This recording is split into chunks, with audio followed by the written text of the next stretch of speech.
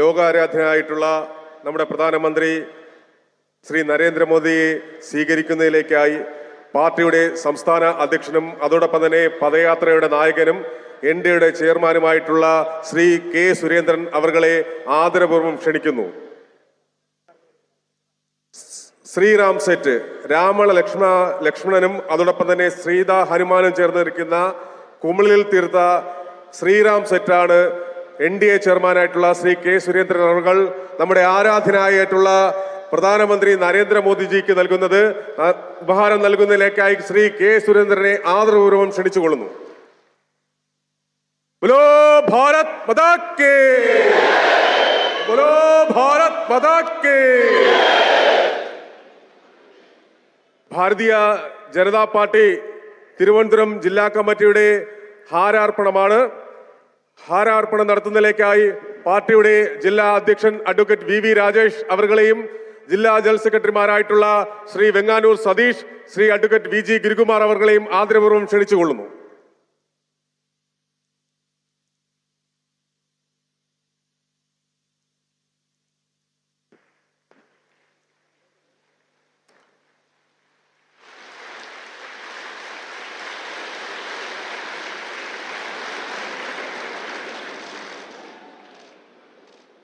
തിരുവനന്തപുരം ജില്ലാ കമ്മിറ്റിയുടെ സ്നേഹാദരവ് ശ്രീ അനന്ത പത്മനാഭന്റെ ഛായാചിത്രം ഭാരതീയ ജനതാ പാർട്ടിയുടെ തിരുവനന്തപുരം ജില്ലാ കമ്മിറ്റിയുടെ അധ്യക്ഷൻ അഡ്വക്കേറ്റ് വി രാജേഷ് നമ്മുടെ പ്രധാനമന്ത്രിയായിട്ടുള്ള നരേന്ദ്രമോദിജി അവർക്ക് സമർപ്പിക്കുന്നു.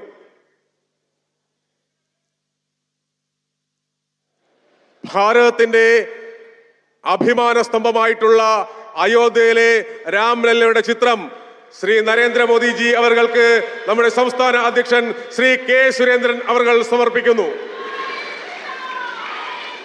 ബോലോ ഭാരത് മാതാ കി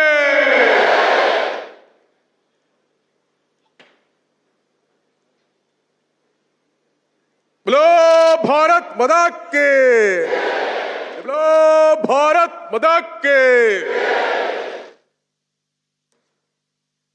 പ്രിയമുള്ളവരെ, ലോകത്തിലെ ഏറ്റവും ചെറിയ നമ്മുടെ മോദിജിയുടെ പൂർണ്ണകായ പ്രതിമ കേവലം 5 മില്ലിമീറ്റർ മാത്രം ഉയരമുള്ള മാർബിളും കളറും കൊണ്ട് നിർമ്മിച്ച ശില്പം, ഒരു മൈക്രോസ്കോപ്പിലൂടെ മാത്രം കാണാൻ കഴിയുന്ന ഒരു ശില്പം.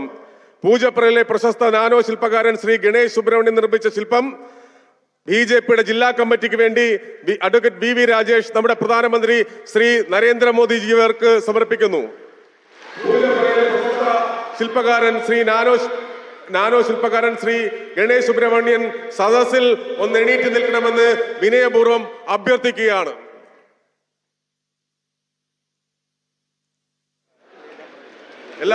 എല്ലാവരും അദ്ദേഹത്തെ ഒരു ഹർഷാവരത്തോട് അഭിനന്ദിക്കണം.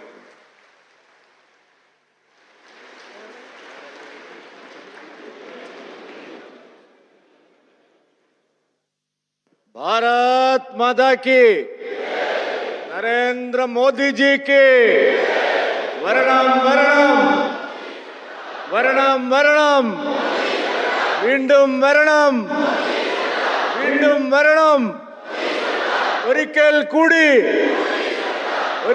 കൂടി പ്രിയമുള്ളവരെ, ലോകാരാധ്യനായ പ്രധാനമന്ത്രി ശ്രീ നരേന്ദ്രമോദിജി പുതുവർഷ പുലരിയിൽ ഈ വർഷത്തിൽ ഇതാ 3ാമത്തെ തവണയും മലയാളികളെ കാണാനായി, കേരളീയരെ കാണാനായി വീണ്ടും വന്നിരിക്കുകയാണ്. ഇത്തവണ അനന്തപത്മനാഭ സ്വാമിയുടെ തിരുവനന്തപുരിയിലേക്കാണ് ശ്രീ നരേന്ദ്രമോദിജി വന്നെത്തിയിരിക്കുന്നത്. കൈ നിറയെ സമ്മാനങ്ങളുമായി, മലയാളികൾക്കുള്ള സമ്മാനങ്ങളുമായാണ് അദ്ദേഹം വന്നിരിക്കുന്നത്. പ്രിയപ്പെട്ടവരെ, നരേന്ദ്രമോദിജി ആദരണീയനായ പ്രധാനമന്ത്രി ഓരോ തവണ കേരളത്തിൽ വരുമ്പോഴും കേരളത്തിൽ അത്യുജ്വലമായിട്ടുള്ള ജനകീയമായിട്ടുള്ള മുന്നേറ്റം, കേരളത്തിലെ ജനങ്ങളുടെ മനസ്സ് പ്രിയങ്കരനായ പ്രധാനമന്ത്രി ശ്രീ നരേന്ദ്രമോദിക്ക് അനുകൂലമായി മാറിക്കൊണ്ടിരിക്കുകയാണ്. ഇടത് വലത് മുന്നണികളുടെ രാഷ്ട്രീയം അവസാനിക്കുകയാണ് കേരളത്തിൽ. ഇനി കേരളത്തിൽ പ്രധാനമന്ത്രി നരേന്ദ്രമോദിയുടെ വികസന രാഷ്ട്രീയമാണ് വളരാൻ പോകുന്നത്, വിജയിക്കാൻ പോകുന്നത് എന്നുള്ളതിന്റെ തെളിവാണ് കേരള പദയാത്രയ്ക്ക് കഴിഞ്ഞ ഒരു മാസമായി കേരളത്തിൽ ലഭിച്ചുകൊണ്ടിരിക്കുന്ന അഭൂതപൂർവമായ ജനപിന്തുണ തെളിയിക്കുന്നത്. ഇന്നിവിടെ ശ്രീമാൻ PC ജോർജിന്റെ നേതൃത്വത്തിലുള്ള കേരള ജനപക്ഷം ഔപചാരികമായി ഭാരതീയ ജനതാ പാർട്ടിയിലേക്ക് ലയിച്ചിരിക്കുകയാണ്. കഴിഞ്ഞ ഒരു മാസക്കാലമായി കേരളത്തിലെ ഓരോ പാർലമെന്റ് മണ്ഡലങ്ങളിലും ആയിരക്കണക്കിന് ആളുകൾ LDFനെയും UDFനെയും ഉപേക്ഷിച്ച് ദേശീയതയിലേക്ക് കടന്നു വരികയാണ്. മോദിയുടെ ഗ്യാരണ്ടിയാണ് ഈ കേരളത്തിലെ ജനങ്ങൾ ഇപ്പോൾ ചർച്ച ചെയ്യുന്നത്. നരേന്ദ്രമോദിജിക്ക് മാത്രമേ ഇനി കേരളത്തെ രക്ഷിക്കാനാവൂ. ഈ അഴിമതിക്കാരുടെ കരാള ഹസ്തങ്ങളിൽ നിന്ന്, ഈ മാസപ്പടിക്കാരുടെ കറുത്ത കൈകളിൽ നിന്ന്, ഈ വർഗീയ ശക്തികളുടെ, ഈ മതഭീകരവാദ കോമരങ്ങളുടെ കറുത്ത കൈകളിൽ നിന്ന് പ്രിയപ്പെട്ടവരെ കേരളത്തിലെ മോചിപ്പിക്കാൻ ഇനി നരേന്ദ്രമോദിജിയാണ്, ഭാരതീയ ജനതാ പാർട്ടിയാണ്, ദേശീയ ജനാധിപത്യ സഖ്യമാണ് എന്ന് മുന്നോട്ട് വരുന്നത്. കേരളം മാറുകയാണ്, മോദിജിയോടൊപ്പം നീങ്ങുകയാണ് കേരളം. ഇരു മുന്നണികളെയും തൂത്തെറിഞ്ഞ് മോദിയുടെ രാഷ്ട്രീയം NDA കേരളത്തിലേക്ക് വരികയാണ്. പ്രിയപ്പെട്ടവരെ, ആറ്റുകാൽ പൊങ്കാലയായിരുന്നു കഴിഞ്ഞ ദിവസം. ആറ്റുകാൽ പൊങ്കാലയെ ആക്ഷേപിച്ചിരിക്കുകയാണ്, അപമാനിച്ചിരിക്കുകയാണ് ഇടതു വലത് മുന്നണികൾ. ഈരാറ്റുപേട്ടയിൽ വൈദികനെ ആക്രമിച്ചിരിക്കുകയാണ്, അവിടെയും ഇടതു വലത് മുന്നണികൾ കേരളത്തെ അപമാനിക്കുകയാണ്. ഈ അപമാന ഭാരത്തിൽ നിന്ന് കേരളത്തെ രക്ഷിക്കുന്നത് ശ്രീ നരേന്ദ്രമോദിയുടെ നേതൃത്വത്തിലുള്ള ദേശീയ ജനാധിപത്യ സഖ്യമായിരിക്കും എന്ന് മാത്രം പറഞ്ഞുകൊണ്ട് ഞാൻ എൻ്റെ വാക്കുകൾ അവസാനിപ്പിക്കുകയാണ്. ബോലോ ഭാരത് മാതാ കി വരണം, വീണ്ടും വരണം, ഒരിക്കൽ കൂടി ഭാരത് മാതാ കി.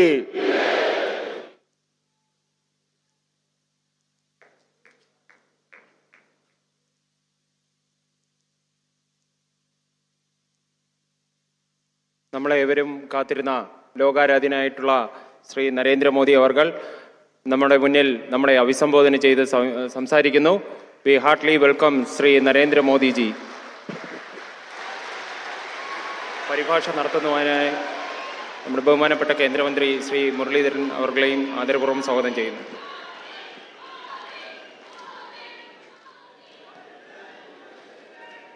കേരളത്തിലെ എൻ്റെ സഹോദരി സഹോദരന്മാരെ, എല്ലാവർക്കും എൻ്റെ നമസ്കാരം. Friends, I bow to Sri Ananta Padmanabha Swami. I seek his blessings for the progress of the nation and its 140 crore people.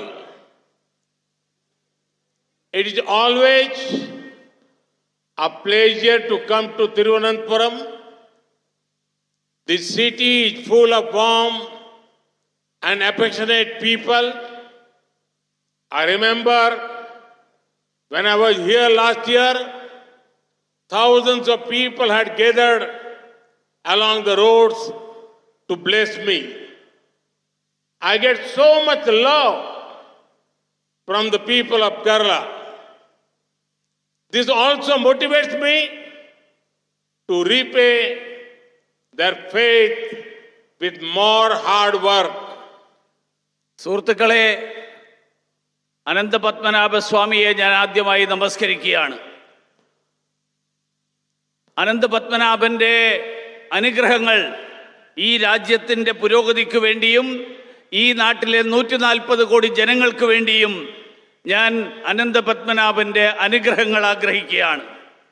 തിരുവനന്തപുരത്ത് വരുന്നത് എല്ലായ്പ്പോഴും വളരെ സന്തോഷകരമായിട്ടുള്ള കാര്യമാണ്. കാരണം ഈ നഗരം ഏറ്റവും സ്നേഹധനരായിട്ടുള്ള ആളുകളുള്ള നഗരമാണ്. എനിക്ക് ഓർമ്മയുണ്ട്, കഴിഞ്ഞ വർഷം ഞാനിവിടെ തിരുവനന്തപുരത്ത് വന്നപ്പോൾ തെരുവീഥികൾ മുഴുവൻ നിറഞ്ഞു കവിഞ്ഞ് എന്നെ സ്വാഗതം ചെയ്യാൻ, എന്നെ അനുഗ്രഹിക്കാൻ എത്തിയ ആയിരക്കണക്കിന് ആളുകൾ. കേരളത്തിലെ ജനങ്ങളിൽ നിന്ന് എനിക്ക് എക്കാലവും ഏറെ സ്നേഹം എനിക്ക് എപ്പോഴും സ്വാഗതം ലഭിച്ചിട്ടുണ്ട്. ആ സ്നേഹം അത് തിരിച്ചു നൽകാൻ വേണ്ടി കൂടുതൽ അധ്വാനിക്കാൻ, കഠിനാധ്വാനം ചെയ്യാൻ, അതിനുള്ള പ്രേരണയാണ് ആ സ്നേഹം എനിക്ക് നൽകുന്നത്. साथियों, केरला के लोगों में इस बार एक अलग ही उत्साह है. 2019 में केरला में बीजेपी को लेकर जो आशा जगी थी, वो 2024 में विश्वास में बदलती नजर आ रही है. 2019 में केरला ने बीजेपी एनडीए को डबल डिजिट में वोट दिया था. 2024 में केरला डबल डिजिट में सीट देने का मन बना रहा है. मैं केरला से इसी आशीर्वाद की अपेक्षा भी करता हूं, क्योंकि केरला भविष्य को जीने वाला, भविष्य को जानने वाला राज्य है. और 2024 में कुछ महीनों बाद क्या होने वाला है, ये भविष्य अब किसी से छुपा नहीं है.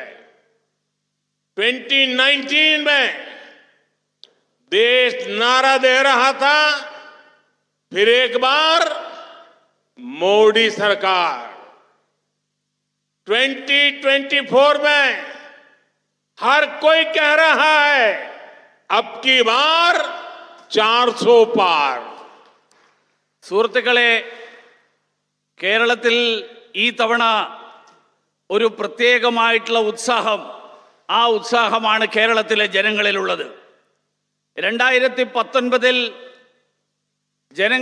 കേരളത്തിലെ ജനങ്ങളുടെ മനസ്സിൽ BJP കുറിച്ച് എന്തൊക്കെ പ്രതീക്ഷകളാണ് ഉണ്ടായിരുന്നത്, ആ പ്രതീക്ഷകൾ ഇന്ന് 2024 എത്തിയപ്പോൾ അത് പ്രതീക്ഷയിൽ നിന്ന് വിശ്വാസമായിട്ട് മാറിയിരിക്കുകയാണ്. 2019 കേരളം BJP NDA സഖ്യത്തിന് ഡബിൾ ഡിജിറ്റ് വോട്ട് നൽകിയെങ്കിൽ ഈ തവണ അത് ഡബിൾ ഡിജിറ്റ് സീറ്റായിട്ട് മാറാൻ പോവുകയാണ്. അങ്ങനെ ഒരു അഭ്യർത്ഥനയാണ്, അങ്ങനെ ഒരു അനുഗ്രഹം നൽകണമെന്നാണ് എനിക്ക് കേരളത്തിലെ ജനങ്ങളോട് പറയാനുള്ളത്. കാരണം കേരളം എന്ന് പറഞ്ഞാൽ കാലത്തിന് മുന്നേ നടക്കുന്നവരാണ്, കാലത്തിന് മുന്നേ ചിന്തിക്കുന്നവരാണ്.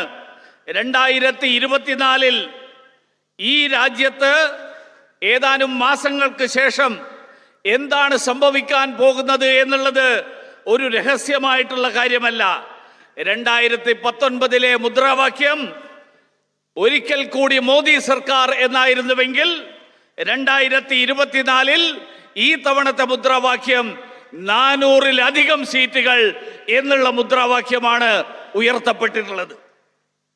साथियों, 2024 के लोकसभा चुनाव में विपक्ष अपनी हार मान चुका है. अपनी हार तय देखकर वो बौखलाया हुआ है. उसके पास देश के विकास का रोड मैप नहीं है. इसलिए उसने एक ही एजेंडा बनाया है, मोदी को गाली दो. मैं केरला के प्रतिभावान लोगों को जानता हूं. केरला कभी ऐसी नकारात्मक सोच रखने वालों को उनके साथ कभी भी खड़ा नहीं होगा. केरला इस बार राष्ट्र निर्माण के लिए बीजेपी को, एनडीए को आशीर्वाद देगा. यहां बीजेपी जिस तरह पदयात्रा निकाल रही है, जिस तरह सुरेंद्रन जी के साथ लोग सड़कों पर कंधे से कंधा मिलाकर चल रहे हैं, वो अपने आप में बहुत बड़ा संदेश है। केरला का ये मिजाज ही भाजपा के लिए 370 सीटों के लक्ष्य को आसान बनाएगा। मैं आपको ये विश्वास दिलाने आया हूं कि आपकी आकांक्षाओं को, केरला के सपनों को साकार करने में मोदी कोई कमी नहीं छोड़ेगा और ये മോദി की गारंटी है। സുഹൃത്തുക്കളെ, 2024 ലോക്സഭാ തെരഞ്ഞെടുപ്പ്, ആ തെരഞ്ഞെടുപ്പിൽ പരാജയപ്പെടും എന്നുള്ള കാര്യം പ്രതിപക്ഷം ഉറപ്പാക്കിയിരിക്കുകയാണ്. അങ്ങനെ സ്വയം പരാജയപ്പെടുമെന്ന് ഉറപ്പായ പ്രതിപക്ഷത്തിന് സമനില തെറ്റിയിരിക്കുകയാണ്. അതുകൊണ്ട് തന്നെ അവർക്ക് ഈ നാടിൻ്റെ വികസനത്തിന് വേണ്ടിയിട്ടുള്ള ഒരു റോഡ് മാപ്പും അവരുടെ മുന്നിലില്ല. അവർക്കൊരൊറ്റ അജണ്ട മാത്രമേ ഉള്ളൂ: നരേന്ദ്രമോദിയെ ചീത്ത വിളിക്കുക, ആക്ഷേപിക്കുക. കേരളത്തിലെ ജനങ്ങൾ കഴിവുറ്റ ജനങ്ങളാണ്, പ്രതിഭാധനരായിട്ടുള്ള ജനങ്ങളാണ്. കേരളം ഒരിക്കലും ഇത്തരത്തിലുള്ള നെഗറ്റീവായിട്ടുള്ള ചിന്താഗതികൾ, അങ്ങനെയുള്ള ചിന്താഗതികളോടൊപ്പം നിൽക്കുന്നവരല്ല. കേരളം ഈ തവണ ഈ നാടിൻ്റെ നിർമ്മാണത്തിന് വേണ്ടിയിട്ട്, ഈ നാടിൻ്റെ പുരോഗതിക്ക് വേണ്ടി ഭാരതീയ ജനതാ പാർട്ടിക്കും NDAക്കും പിന്തുണ നൽകും എന്നെനിക്ക് ഉറപ്പുണ്ട്. ഇവിടെ BJPയുടെ പദയാത്ര, ആ പദയാത്ര നടന്നു കഴിഞ്ഞിരിക്കുകയാണ്, ഇന്ന് അവസാനിക്കുകയാണ്. ഈ പദയാത്രയിൽ കേരളത്തിൽ ഉടനീളം പദയാത്രയ്ക്ക് നേതൃത്വം നൽകിയ സംസ്ഥാന അധ്യക്ഷൻ K. സുരേന്ദ്രനോടൊപ്പം തോളോട് തോൾ ചേർന്നുകൊണ്ട് എങ്ങനെയാണ് കേരളത്തിലെ ജനങ്ങൾ ആ പദയാത്രയിൽ പങ്കാളികളായത് എന്ന് വലിയൊരു സന്ദേശമാണ് നൽകുന്നത്. ആ സന്ദേശം, കേരളത്തിൻ്റെ ഈ മനോഭാവം, 370 സീറ്റ് എന്നുള്ള ലക്ഷ്യം, ആ ലക്ഷ്യം എളുപ്പമാക്കിയിരിക്കുകയാണ്. അതുകൊണ്ട് തന്നെ ഞാൻ നിങ്ങൾക്കൊരിക്കൽ കൂടി ഉറപ്പ് നൽകാൻ ആഗ്രഹിക്കുന്നു. നിങ്ങളുടെ പ്രതീക്ഷകൾ സഫലീകരിക്കാൻ, കേരളത്തിൻ്റെ സ്വപ്നങ്ങൾ സഫലീകരിക്കാൻ, അതിനു വേണ്ടിയിട്ട് എല്ലാ ശ്രമങ്ങളും നടത്താൻ നരേന്ദ്രമോദി പ്രതിജ്ഞാബദ്ധനാണ്. അതാണ് മോദിയുടെ ഗ്യാരണ്ടി. साथियों, बीजेपी ने कभी केरला को या देश के और किसी राज्य को वोट के चश्मे से नहीं देखा है। जब बीजेपी यहां कमजोर थी, तब भी हमने केरला को मजबूत बनाने के लिए काम किया। इन 10 वर्षों में देश का जो विकास हुआ, जो बड़े फैसले लिए गए, उनका उतना ही लाभ केरला को भी मिला जितना बीजेपी शासित प्रदेशों को। केरला की जागरूक जनता ये सब जानती है और यहां के लोग तो पूरी दुनिया में है।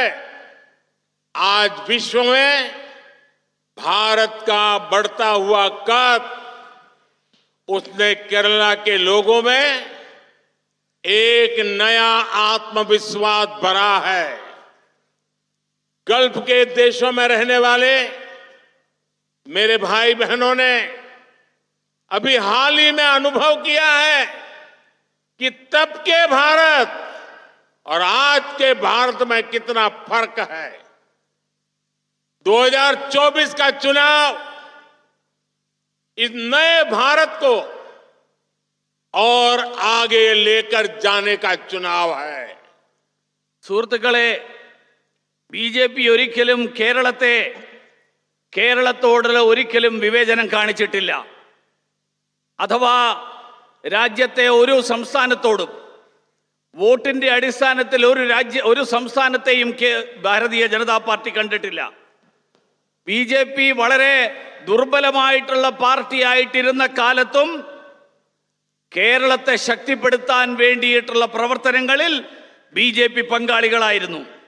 കഴിഞ്ഞ 10 വർഷമായിട്ട് ഈ രാജ്യത്തുണ്ടായിട്ടുള്ള പുരോഗതി, ഈ രാജ്യത്തിൻ്റെ പുരോഗതിക്ക് വേണ്ടിയിട്ട് എടുത്തിട്ടുള്ള വിവിധ തീരുമാനങ്ങൾ, ആ തീരുമാനങ്ങളുടെ എല്ലാം പ്രയോജനം മറ്റ് സംസ്ഥാനങ്ങൾക്ക്, BJP ഭരിക്കുന്ന സംസ്ഥാനങ്ങൾക്ക് കിട്ടുന്ന അതേ അളവിൽ കേരളത്തിനും കിട്ടുന്നു എന്ന് ഉറപ്പുവരുത്താൻ കേന്ദ്ര സർക്കാർ എപ്പോഴും ശ്രദ്ധിച്ചിട്ടുണ്ട്.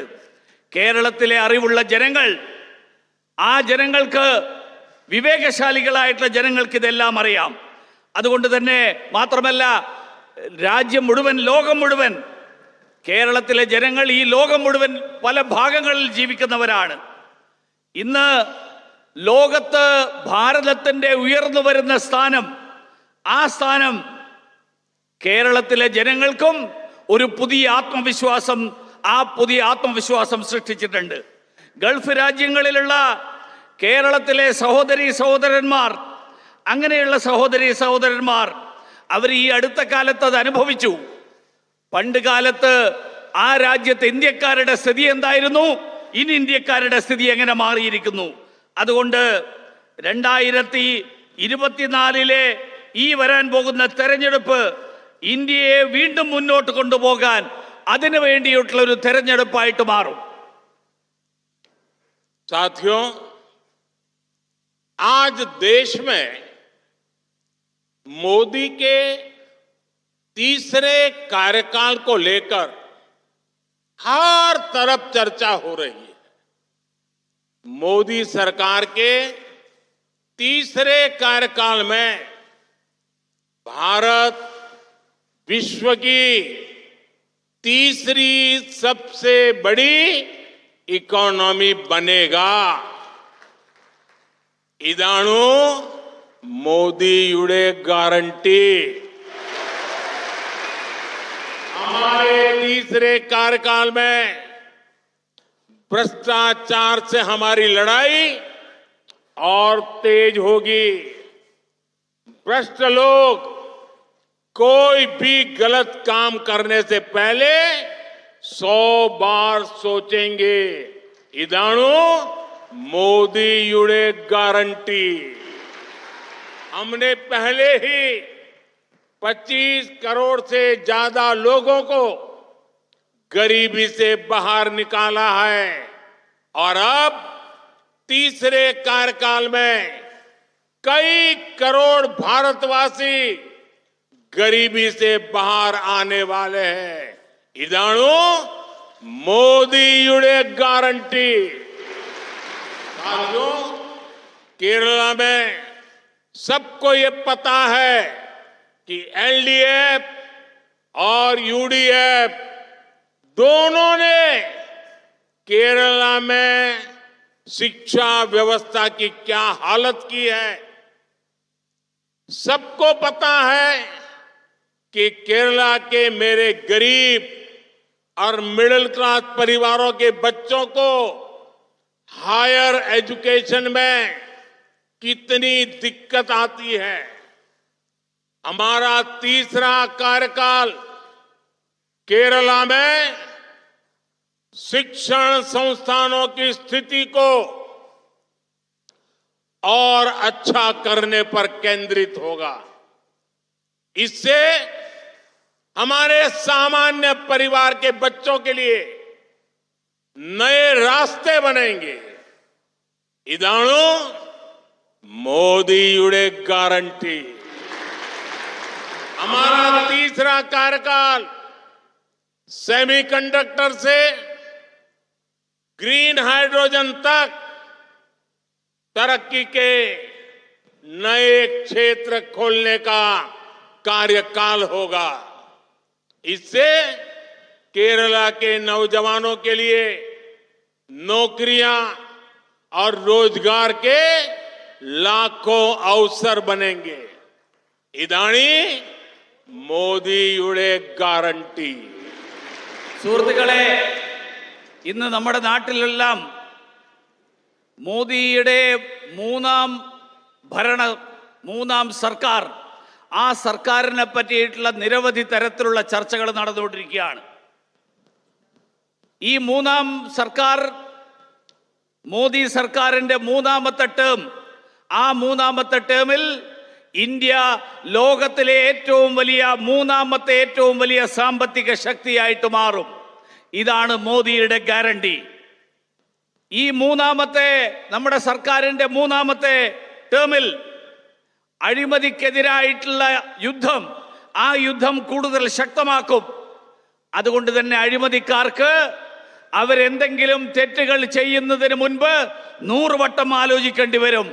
ഇതാണ് മോദിയുടെ ഗ്യാരണ്ടി. കഴിഞ്ഞ 10 വർഷക്കാലത്തിനിടയിൽ 25 കോടിയിലധികം ആളുകളെ ദാരിദ്ര്യരേഖയുടെ മുകളിലേക്ക് കൊണ്ടുവരാൻ നമുക്ക് സാധിച്ചു.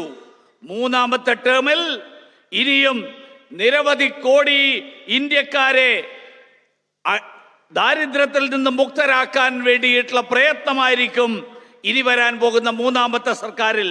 ഇതാണ് മോദിയുടെ ഗ്യാരണ്ടി. കേരളത്തിലെ വിദ്യാഭ്യാസ മേഖലയിലുള്ള സ്ഥിതിയെക്കുറിച്ച് എങ്ങനെ LDFും UDFും ഇവിടുത്തെ വിദ്യാഭ്യാസത്തെ ഏത് അവസ്ഥയിലേക്ക് എത്തിച്ചു എന്ന് നമുക്കെല്ലാവർക്കും അറിയാം. അതുകൊണ്ട് തന്നെ കേരളത്തിലെ പാവപ്പെട്ടവരായിട്ടുള്ള ആളുകൾ, സാധാരണക്കാരായിട്ടുള്ള ആളുകൾ, അങ്ങനെയുള്ളവരുടെ കുടുംബങ്ങളിൽ നിന്ന് വരുന്ന ആളുകൾക്ക് ഉന്നത വിദ്യാഭ്യാസം എത്രമാത്രം ബുദ്ധിമുട്ടുള്ളതായി മാറി എന്നെല്ലാവർക്കും അറിയാം. അതുകൊണ്ട് അടുത്ത സർക്കാർ, നരേന്ദ്രമോദിയുടെ മൂന്നാം സർക്കാർ, കേരളത്തിലെ വിദ്യാഭ്യാസ സ്ഥാപനങ്ങളിലെ ഈ സ്ഥിതിയിൽ മാറ്റം വരുത്തിക്കൊണ്ട് കേരളത്തിലെ വിദ്യാഭ്യാസ സ്ഥാപനങ്ങൾക്ക് എങ്ങനെ മുന്നോട്ട് പോകാൻ കഴിയുന്ന വിധത്തിൽ പ്രവർത്തിക്കാൻ കഴിയും എന്നുള്ളതിലുള്ള ഊന്നലായിരിക്കും അടുത്ത സർക്കാരിൻ്റെ ലക്ഷ്യം. അത് ഈ നാട്ടിലെ സാധാരണക്കാരുടെ കുടുംബങ്ങളിലെ കുട്ടികൾക്ക് അവർക്ക് പുതിയ വഴി തുറക്കും. ഇതാണ് മോദിയുടെ ഗ്യാരണ്ടി. നമ്മുടെ മൂന്നാം സർക്കാർ, ആ സർക്കാർ സെമി കണ്ടക്ടർ മുതൽ ഹൈഡ്രജൻ വരെയുള്ള, ഗ്രീൻ ഹൈഡ്രജൻ വരെയുള്ള വിവിധ മേഖലകളിലെ ആധുനിക സാങ്കേതിക വിദ്യ ഉപയോഗിച്ചുകൊണ്ടുള്ള അങ്ങനെയുള്ളൊരു കാലഘട്ടമായിരിക്കും. ആ മേഖലകളിൽ കേരളത്തിലെ ചെറുപ്പക്കാർക്ക് നിരവധി ലക്ഷക്കണക്കിന് തൊഴിലവസരങ്ങൾ, ആ തൊഴിലവസരങ്ങൾ പ്രദാനം ചെയ്യുന്നതായിരിക്കും. ഇതാണ് മോദിയുടെ ഗ്യാരണ്ടി. साथियों, केरला की राज्य सरकार के लगातार असहयोग मिलने के बावजूद भी केरला भारत सरकार के लिए प्राथमिकता पर रहा है। भाजपा सरकार ने ही तय किया है कि केंद्र सरकार की सारी नौकरियों की परीक्षा मलयालम समेत सारी स्थानीय भाषाओं में भी कराई जाए। भाजपा सरकार ने ही भारत की पारंपरिक चिकित्सा, आयुर्वेद और योग के लिए पूरी दुनिया को देश से जोड़ा है। आज केरला के 1.5 करोड़ से ज्यादा लोग भाजपा सरकार की फ्री राशन योजना का लाभ उठा रहे हैं। आयुष्मान भारत योजना के जरिए यहां के लोगों को करीब 5,500 करोड़ रुपए का मुफ्त इलाज मिला है। केरला के 36 लाख से अधिक घरों को जल जीवन मिशन के तहत नल से जल की सुविधा मिली है। केरला के 40 लाख किसानों को सम्मान निधि के रूप में सीधी आर्थिक मदद मिली है। केरला के युवा रोजगार देने वाले उद्यमी बने। इसके लिए राज्य में 50 लाख से अधिक मुद्रा लोन बांटे गए हैं। इसमें ज्यादातर लाभार्थी हमारी बेटियां हैं। वंदे भारत से हाईवे प्रोजेक्ट तक केरला में आज न्यू जनरेशन इंफ्रास्ट्रक्चर पर खूब काम किया जा रहा है। സുഹൃത്തുക്കളെ, കേരളത്തിലെ സംസ്ഥാന സർക്കാരിന്റെ നിസ്സഹകരണം ഉണ്ടായിട്ട് പോലും കേന്ദ്ര സർക്കാർ വികസന കാര്യങ്ങളിൽ കേരളത്തിന് ഏറ്റവും ഉയർന്ന മുൻഗണനയാണ് നൽകിക്കൊണ്ടിരിക്കുന്നത്. ഭാരതീയ ജനതാ പാർട്ടിയുടെ നേതൃത്വത്തിലുള്ള സർക്കാർ നമ്മുടെ എല്ലാ തൊഴിലുകളും, അതിനു വേണ്ടിയിട്ടുള്ള പരീക്ഷകൾ, ആ പരീക്ഷകൾ മലയാളം ഉൾപ്പെടെയുള്ള എല്ലാ പ്രാദേശിക ഭാഷകളിലും എഴുതാൻ കഴിയുന്ന വിധത്തിൽ ആ പരീക്ഷാ സംവിധാനത്തിൽ മാറ്റം വരുത്തിയിരിക്കുകയാണ്. അതുമാത്രമല്ല, കേന്ദ്ര സർക്കാർ നമ്മുടെ പരമ്പരാഗത ചികിത്സാ സംവിധാനങ്ങൾ, ആയുർവേദം, യോഗ ഉൾപ്പെടെയുള്ള കാര്യങ്ങൾ, ആ കാര്യങ്ങൾ ലോകത്തെ മുഴുവൻ തന്നെ അതുമായിട്ട് ബന്ധപ്പെടുത്തിയിരിക്കുകയാണ്. ഇന്ന് കേരളത്തിൽ 1.5 കോടിയിലധികം ആളുകൾ കേന്ദ്ര സർക്കാർ നൽകുന്ന സൗജന്യ ഭക്ഷ്യധാന്യ വിതരണത്തിന്റെ പ്രയോജനം ലഭിക്കുന്നവരാണ്. ആയുഷ്മാൻ ഭാരത് പദ്ധതിയിലൂടെ ഏതാണ്ട് 5.5 കോടി പേർ 5.5 കോടി രൂപ കേരളത്തിലെ ജനങ്ങൾക്ക് ആയുഷ്മാൻ ഭാരതിന്റെ പ്രയോജനം ലഭിച്ചിരിക്കുകയാണ്. കേരളത്തിലെ 36 ലക്ഷത്തിലധികം വീടുകളിൽ ജലജീവൻ മിഷന്റെ ഭാഗമായിട്ട് പൈപ്പ് വെള്ളം ലഭിക്കുന്ന, പൈപ്പിലൂടെ കുടിവെള്ളം കിട്ടുന്ന സംവിധാനം ഉണ്ടായിരിക്കുകയാണ്. കേരളത്തിലെ 40 ലക്ഷത്തോളം കർഷകർക്ക് കിസാൻ സമ്മാൻ നിധിയിലൂടെ സാമ്പത്തിക സഹായം ലഭിക്കുകയാണ്. കേരളത്തിലെ യുവാക്കൾക്ക് തൊഴിലവസരങ്ങൾ സൃഷ്ടിക്കുക, അവർ സംരംഭകരാവുക എന്നുള്ള ലക്ഷ്യത്തോടുകൂടി ഈ സംസ്ഥാനത്ത് 50 ലക്ഷത്തിലധികം മുദ്രാ വായ്പകൾ വിതരണം ചെയ്തിരിക്കുകയാണ്. അതിൽ ബഹുഭൂരിപക്ഷവും നമ്മുടെ സഹോദരിമാർക്കാണ് അതിന്റെ പ്രയോജനം ലഭിച്ചിട്ടുള്ളത്. വന്ദേ ഭാരത് മുതൽ വിവിധ ഹൈവേ പദ്ധതികൾ വരെ കേരളത്തിലുണ്ടായിട്ടുള്ള പുത്തൻ തലമുറയിൽപ്പെടുന്ന അടിസ്ഥാന സൗകര്യ വികസനം, ആ സൗകര്യങ്ങൾക്ക് വേണ്ടിയിട്ടുള്ള പ്രവർത്തനങ്ങൾ, ആ പ്രവർത്തനങ്ങളും കേരളത്തിൽ നടന്നിരിക്കുകയാണ്. साथियों, केरला में बीजेपी कभी सरकार में नहीं रही, लेकिन फिर भी हमने केरला के विकास का पूरा प्रयास किया है। मैंने अपना ट्रैक रिकॉर्ड आपके सामने रख दिया है, लेकिन कांग्रेस और कम्युनिस्टों के नए गठबंधन का हाल क्या है? उनका एक ही ट्रैक रिकॉर्ड है, एक ही उपलब्धि है। कैसे उन्होंने पूरे देश को दशकों तक एक ही परिवार के कब्जे में रखा। उनके लिए परिवार का हित देश के करोड़ों परिवारों से ऊपर रहा है। कांग्रेस का यही रंग अब कम्युनिस्टों पर भी छा चुका है। केरला में उनकी भी सरकार इसी मॉडल पे चल रही है, क्योंकि ये लोग केरला में तो एक दूसरे के दुश्मन है, लेकिन केरला के बाहर बाकी देश में ये एक दूसरे के BFF। आप देखिए, केरला में लोग एक दूसरे पर हत्या का आरोप लगाते हैं, एक दूसरे के कार्यकर्ताओं का जीवन संकट में डालते हैं। कांग्रेस ने तो कम्युनिस्ट सीएम पर घोटालों के आरोप भी लगाए और उन्होंने फांसीवादी तक बता डाला। जवाब में कम्युनिस्ट सरकार ने कांग्रेस के लोगों पर लाठीचार्ज कराया। कम्युनिस्ट अब कांग्रेस की पिछली सरकारों को घोटालों का जिम्मेदार बता रहे हैं। ये लोग कांग्रेस के युवराज को केरला से बाहर रहने की नसीहत भी दे रहे हैं, लेकिन केरला के बाहर ये इंडी गठबंधन की बैठक में कम्युनिस्ट और कांग्रेस साथ साथ बैठते हैं, बगल बगल में बैठते हैं, समोसा खाते हैं, बिस्किट खाते हैं, चाय पीते हैं। यानी तिरुवनंतपुरम में कुछ और भाषा, दिल्ली में कुछ और बोली। इस धोखाधड़ी का जवाब केरल के मेरे भाइयों बहनों आने वाले चुनाव में हर केरला का नागरिक देने वाला है। സുഹൃത്തുക്കളെ, കേരളം BJP ഒരിക്കലും ഭരണത്തിലിരുന്ന പാർട്ടിയല്ല. പക്ഷേ കേരളത്തിന്റെ വികസനത്തിന് വേണ്ടിയിട്ട് എക്കാലവും ഭാരതീയ ജനതാ പാർട്ടി പ്രയത്നിച്ചിട്ടുണ്ട്.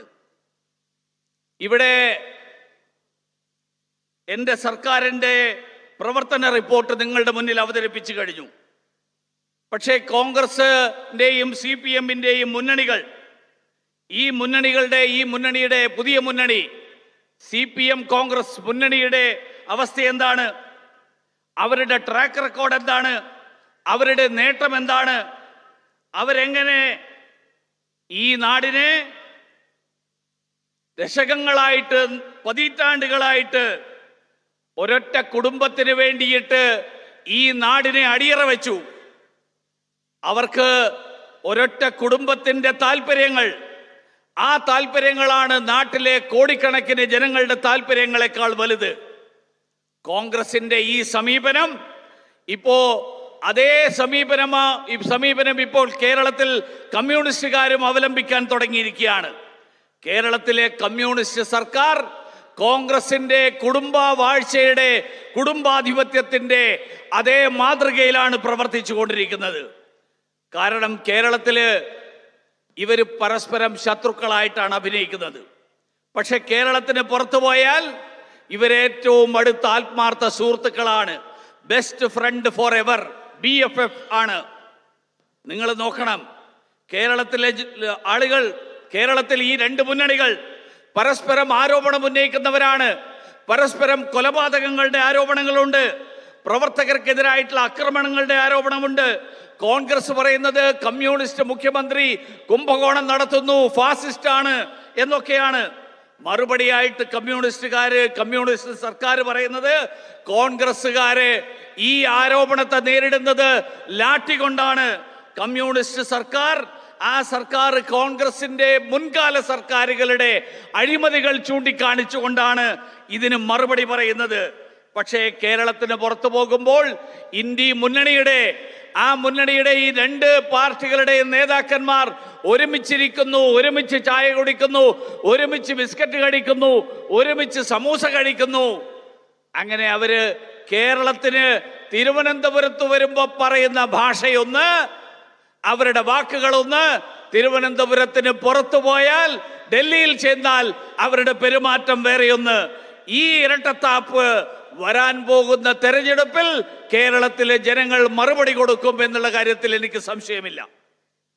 साथियों, केरला की पहचान है टूरिज्म से लेकर के टैलेंट से, लेकिन कांग्रेस और कम्युनिस्टों ने इसे घोटालों और अराजकता की पहचान देने की कोशिश की है. केरला के लोग हर किसी के लिए, अपने आतिथ्य भाव के लिए जाने जाते हैं, लेकिन कांग्रेस और कम्युनिस्ट, इनका एक ही एजेंडा रहता है, कैसे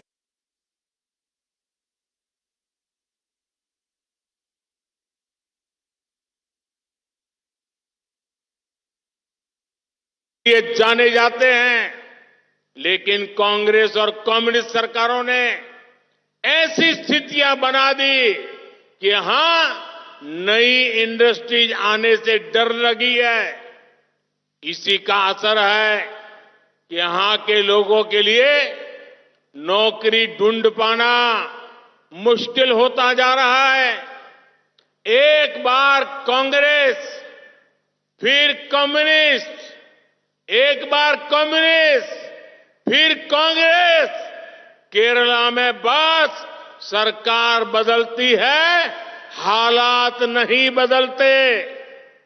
अब की बार ये लोकसभा चुनाव केरला के हालात बदलने का मौका है।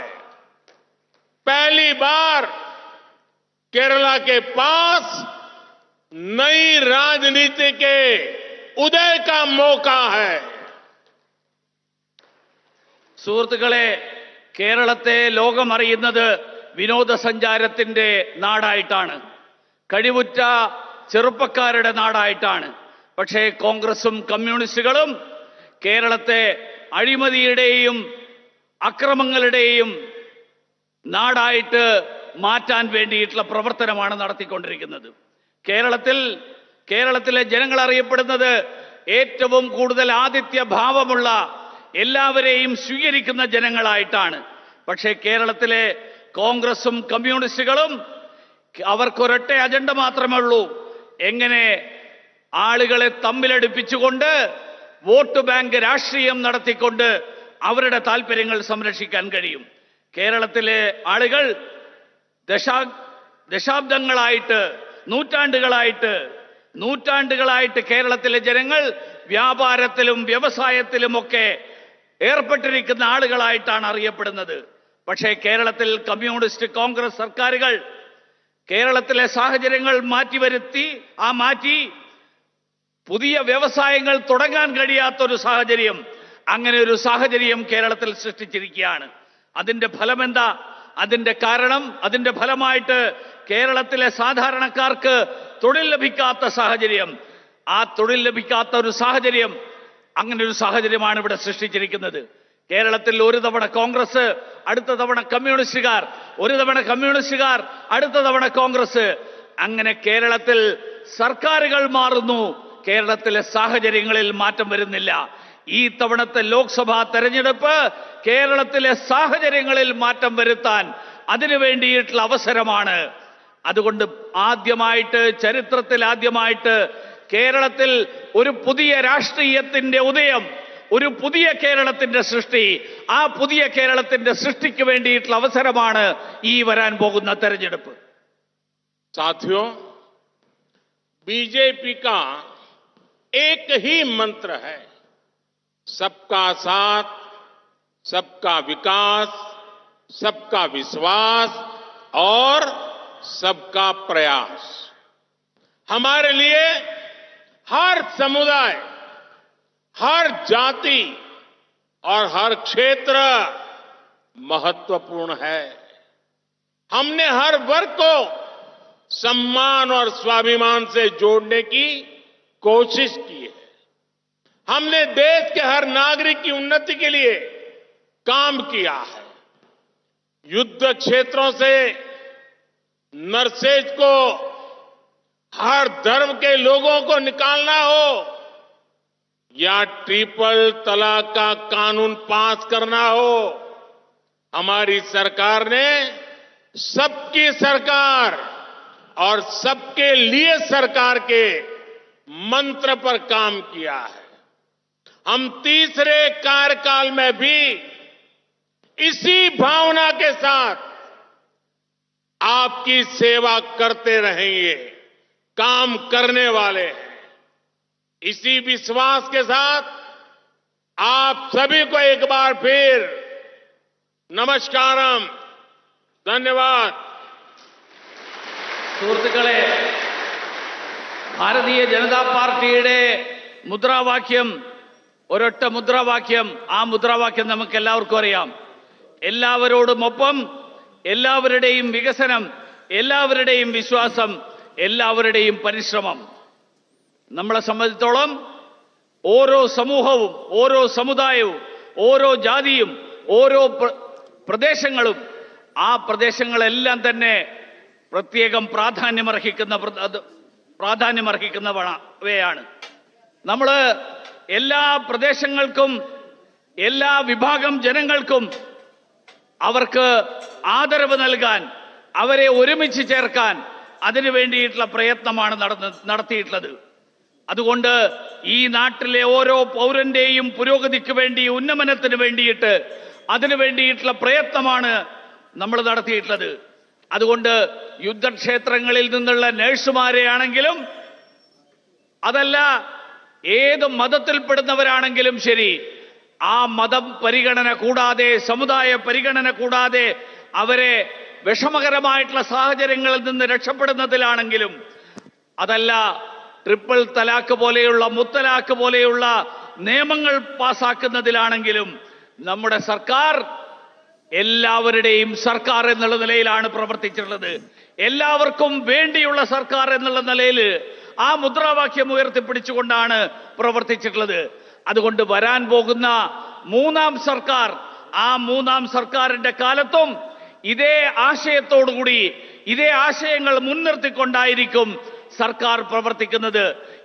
ഈ ഒരു ഉറപ്പ് നിങ്ങൾക്ക് നൽകിക്കൊണ്ട്, നിങ്ങൾക്ക് എല്ലാവർക്കും ഒരിക്കൽ കൂടി നമസ്കാരം നൽകിക്കൊണ്ട്, നമസ്കരിച്ചുകൊണ്ട് ഞാൻ എൻ്റെ വാക്കുകൾ അവസാനിപ്പിക്കുന്നു. मेरे साथ बोलिए, भारत माता की ജയ്, भारत माता की ജയ്, भारत माता की ജയ്. भारत माता की बहुत बहुत धन्यवाद.